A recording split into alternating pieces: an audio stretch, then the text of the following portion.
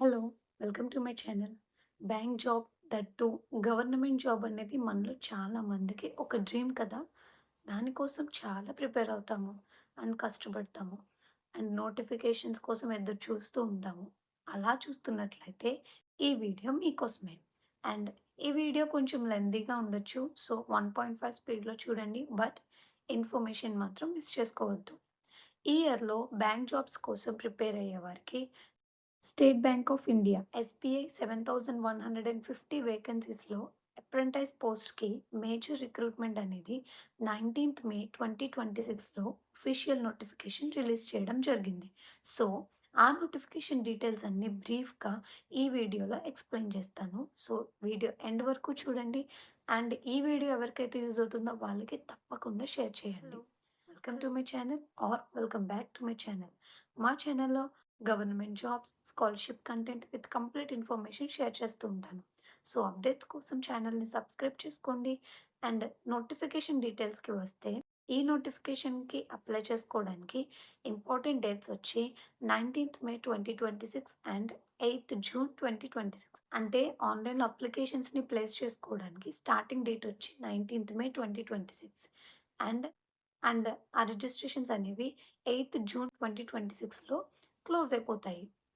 And application fee pay చేయడానికి and అప్లికేషన్‌లో editing ఏమైనా చేయాలి అన్నా, దానికి కూడా 8థ్ జూన్ 2026 అనేది last date. State wise vacancies అన్నీ అఫీషియల్ నోటిఫికేషన్‌లో మెన్షన్ చేశారు.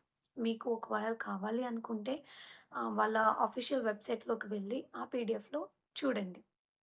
ఈ జాబ్‌లో సెలెక్ట్ అయిన క్యాండిడేట్స్‌ని state bank of India 1 year అప్రెంటిస్‌షిప్ ప్రోగ్రామ్‌కి సెలక్షన్ చేయడం జరుగుతుంది.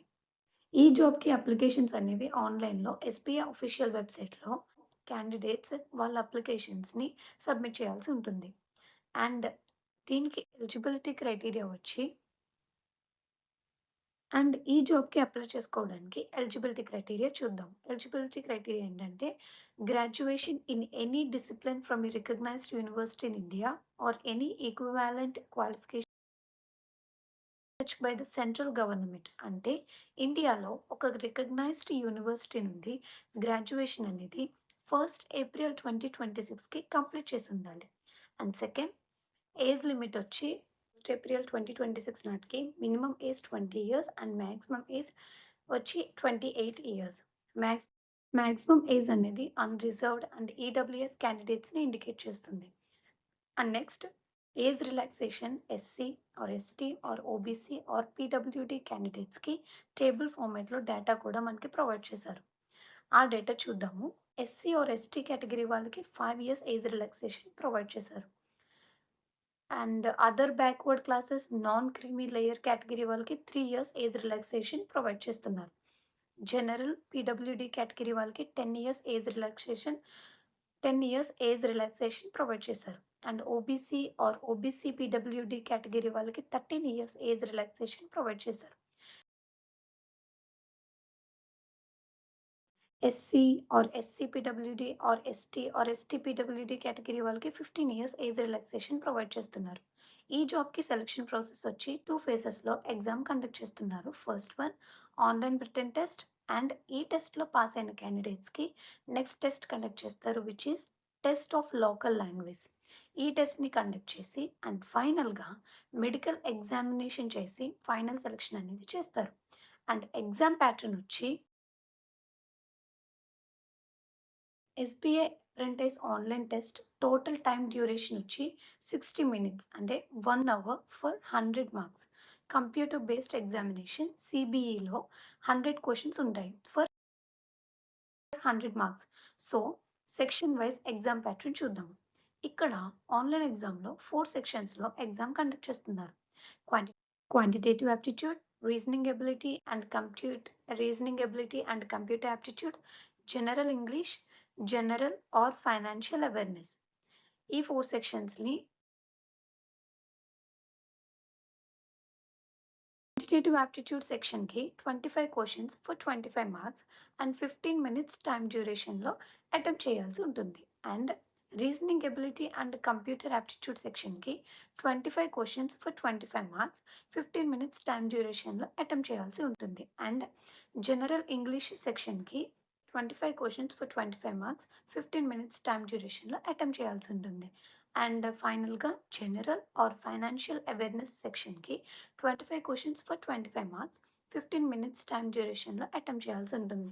సో, టోటల్ 100 క్వెషన్స్‌కి 100 మార్క్స్‌కి 1 అవర్ టైమ్ డ్యూరేషన్‌లో ఈ ఆన్‌లైన్ ఎగ్జామ్ అనేది కండక్ట్ చేస్తారు. ఈ ఆన్‌లైన్ ఎగ్జామ్‌లో రాంగ్ ఆన్సర్స్‌కి పెనాల్టీ ఉంటుంది. ఈచ్ రాంగ్ ఆన్సర్‌కి 1/4 ఆఫ్ ద మార్క్స్ డిడక్షన్ అనేది ఉంటుంది. అలా కాకుండా క్వెషన్ బ్లాంక్ అంటే ఆన్సర్ చేయకుండా ఆ క్వెషన్ అలానే వదిలేస్తే డిడక్షన్ అనేది ఉండదు.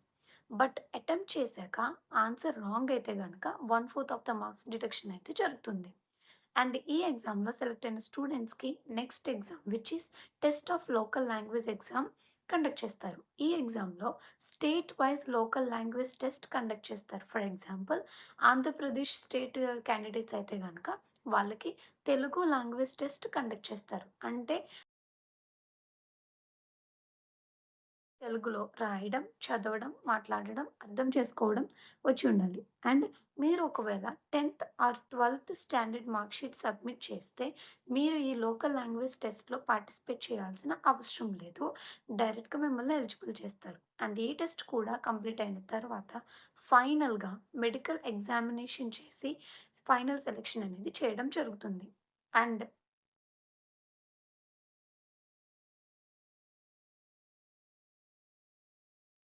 సెలక్షన్ ప్రాసెస్‌లో కండక్ట్ చేసిన ఎగ్జామ్స్ అన్నిట్లో కూడా సెలెక్ట్ అయ్యి, ఫైనల్‌గా సెలెక్ట్ అయిన క్యాండిడేట్స్‌కి 1 year every month fixed salary amount ₹15,000 provide చేస్తారు.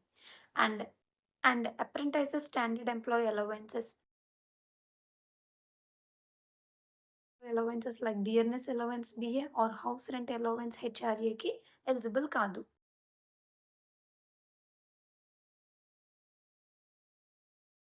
అప్లికేషన్ ఫీ డీటెయిల్స్ వచ్చి SC or ST or PWD category క్యాండిడేట్స్‌కి ఫీ ఏమి పే చేయాల్సిన అవసరం లేదు. And general or OBC or EWS category క్యాండిడేట్స్‌కి ₹300 అప్లికేషన్ ఫీ పే చేయాల్సి ఉంటుంది. ఈ జాబ్‌కి మీరు ఎస్‌పీ ఆఫీషియల్ వెబ్‌సైట్‌లో అప్లై చేసుకోవాలి. ఫస్ట్ హోమ్ పేజ్‌లో టాప్ మోస్ట్ రైట్ కార్నర్‌లో న్యూ రిజిస్ట్రేషన్ క్లిక్ చేయండి. అండ్ దెన్ మీ బేసిక్ డీటెయిల్స్ లైక్ మీ name, contact number, email ID and మీ అడ్రస్ ఈ డీటెయిల్స్ అన్నీ ప్రొవైడ్ చేసి మీ రిజిస్ట్రేషన్ ప్రాసెస్‌ని స్టార్ట్ చేయండి.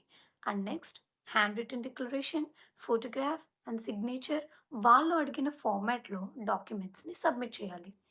అండ్ నెక్స్ట్ మీ అకాడమిక్ డీటెయిల్స్‌ని సబ్మిట్ చేసి, సేవ్ చేసి ఒకసారి డీటెయిల్స్ అన్నీ కూడా చెక్ చేసుకొని